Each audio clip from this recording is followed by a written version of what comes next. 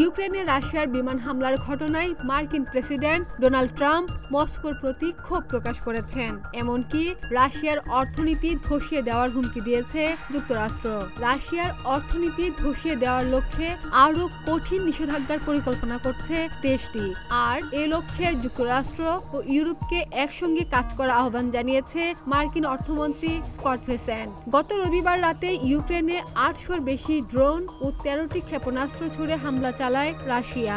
পরদিন রবিবারও ইউক্রেনের বিভিন্ন অঞ্চল লক্ষ্য করে ব্যাপক হামলা চালিয়েছে রাশিয়া। এই হামলায় প্রথমবারের মতো দেশটির মন্ত্রিসভার ভবনকে টার্গেট করেছে রুশ সেনারা। এতে ব্যাপক ক্ষয়ক্ষতির মুখে পড়ে ইউক্রেন। আর ইউক্রেনে ভয়াবহ এই হামলার ঘটনায় বিরক্তি প্রকাশ করেছেন ডোনাল্ড ট্রাম্প।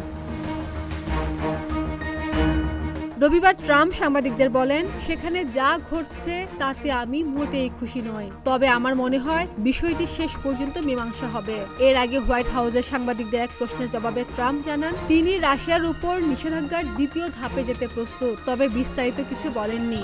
এদিকে মার্কিন অর্থমন্ত্রী হুঁশিয়ারি দিয়ে বলেছেন, রুশ তেল কিনতে থাকা দেশগুলোর উপর চাপ সৃষ্টি করা গেলে মস্কোকে আলোচনায় বসতে বাধ্য করা সম্ভব হবে। সোমবার এক প্রতিবেদনে এই তথ্য জানিয়েছে সংবাদ মাধ্যম আল জাজিরা।